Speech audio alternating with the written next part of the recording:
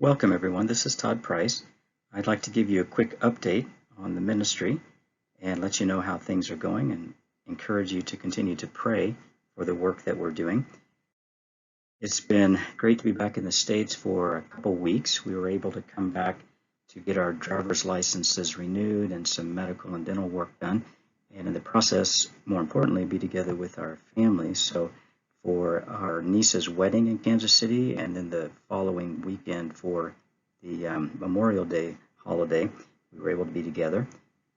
Stephen and Elizabeth are living in Kansas City, as well as Timothy, but we were able to fly in Jonathan and Matthew from Oakland, and they were able to be with us as well. We are serving in Croatia.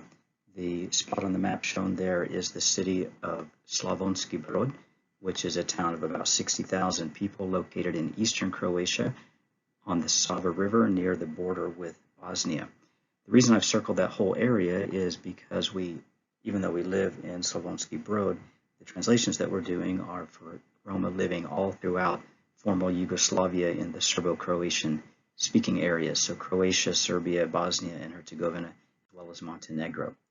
We're doing Bible translation in 5 Roma or Gypsy languages, and the picture and this one were taken from a workshop that we did a few weeks ago. We get together regularly with our consultant and we go verse by verse to check and edit the translations that have been done in the Roma dialects. So we had 3 languages that were represented here for this week of checking. I thought it might be interesting for you to hear how one of the languages sounds. We begin each language progress by doing a series of 50 Bible stories which go from creation through the return of Christ, through the book of Revelation. Let me just play a little clip so you can hear some of what the Baiash language sounds like.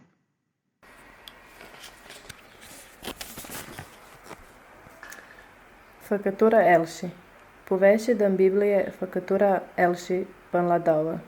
Așa îi cum s-a apucat făcătura de cu totul. Dumnezeu a făcut svemiru și cu totul în el în 6 zile. That was part of the story of creation. In the beginning, God created the heavens and the earth. Now, in 4 of the languages, we've completed the first draft of those 50 stories, so now we're moving on to the Gospel of Luke. We have so far translated Luke chapters 1 through 10, and we're into the middle of chapter 11. This is what the languages look like in print. So over here on the left, we have Baiash, which is an old Romanian language, and then the next 3, we have Arli, Chergash, and Gurbet. These 3 are related to each other. They trace the roots back to India to about 900 or 1000 AD. So in the text highlighted, you can see Luke chapter 1 through 4. Down below is an interlinear, which will tell you more specifically what the words mean. So let's just look at this one. Isus, right here, means Jesus. And it's interesting to observe how each of the languages differs, not only from English, but from one another. Here we have literally full of Spirit, holy. Of course, in English, we would say Jesus, full of the Holy Spirit. In their language, it makes more sense and it's more natural to say Spirit first, at least in this construction. Over here, we have the verb returned. You may notice it says he returned, but you don't need to specify that because the subject, Jesus, is already written and the verb is embedded with the subject. And so in putting it into English, we would drop the he. Here we have from River Jordan. Now the Greek text actually just says from Jordan, but we're translating this for Roma who have very little Bible background, maybe have not heard the stories of the Bible. And so if you tell them Jordan, they may first think of the country Jordan, which isn't too far away from Croatia in the Middle East. So we had to specify it wasn't the modern country of Jordan or an area called Jordan, but actually the river. So it says he came from River Jordan, and him takes Spirit in wilderness. So that means, as we would say, the Holy Spirit led him into the wilderness. You may notice here a little sign, that's for a footnote, because the word pustinja, wilderness, is a Croatian word. It's not a Roma word. So we have to decide whether to use a Croatian word or to explain it in the Roma dialect. So here we've decided to use the Croatian word in Baiash, in this language, but add a footnote, and it says the wilderness is a place where there's no water, and then you can't see the rest of the footnote in this slide, but it says no vegetation and no people are living there. If you look over to another, this is the second language we're doing. Now, Jesus, if you notice here, it says the Jesus. Interestingly, in their language, names have the definite article. Now, in English, we wouldn't ever say the Jesus, so that's why I've glossed it here, showing that the two words together, the and Jesus, would actually come across as just the name Jesus. So we have full, the Holy Spirit, of Spirit rather. Again, in this one, you see that the order matches English more than it does with bios. Of Spirit, they don't use the preposition of. It's built in as a genitive, shown by the ending of this term. It says returned, literally returned himself or was returned, a reflexive verb.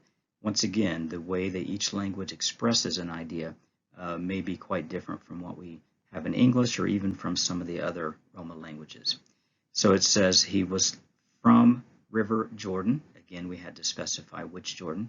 And of Spirit was, should say led, in empty place. For this language, we weren't sure. We still haven't decided whether to use the Croatian word, pustinja, or to use an explanation in the Roma language, empty place. In this language, here again, you have the Jesus, full, holy, of Spirit, returned, and using a different word. Here it says rinjepe, and here's boldape. Similar, but they actually have different roots. From River Jordan and took him. In this language, the him, the le, is added or appended to the verb, whereas we get over here in this one, in jarjele, it's separated. And you see some of these words are underlined in red because these languages have not really been written much. And so there's not necessarily an agreement on how to spell things. That's something we're having to decide as we move along. So took him, Holy Spirit, wilderness, and then in this language as well, from Spirit in place where not no one is the best we could do in the Roma dialect for how to explain a wilderness.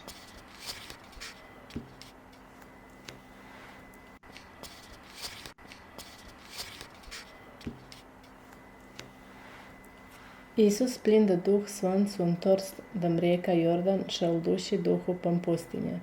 40 zili, unde a fost încercat de la dracu. În zilele nom.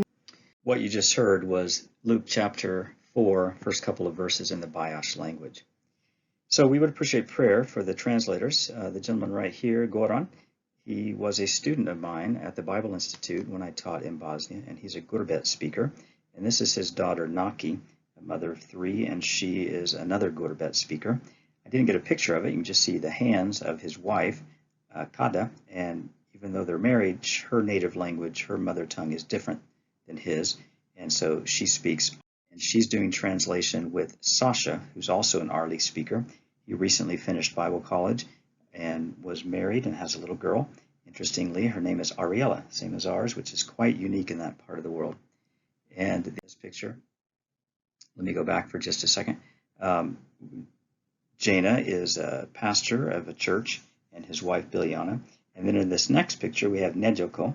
He is a speaker of the Bios language, and whenever he reads the Bible in Roma, since it's never really been done before, he just gets so excited and gets goosebumps and just talks about how much more meaningful it is than reading the Bible in his second language, Croatian. His daughter here at the bottom of the picture is Natasha, and she's a nurse. Renata, another one of his daughters, is not pictured, but she's in nursing school, medical school, and she also is working in the translation project. The fifth language is in our village, which is the little village about 10 minutes away from where we live, and this is Zoki doing translation at his house. Additionally, we have Bible clubs, and our teammates who live there are building a home and a ministry center there on the land. And in this next picture, if you look closely, this was a Bible club we had. Here's Ariella and Daniel, and then over here is Pam. So it's very nice to live close by and to be able to be involved in these Bible clubs where the children are taught Bible stories, taught some literacy, they make crafts, they sing songs, and learn through the Old Testaments. So thank you for praying. If you do not already get our updates, please go to our website, toddlprice.com, subscribe to that, and you can receive updates either through social media or email or through our blogs. Thank you so much for praying. We appreciate it very much.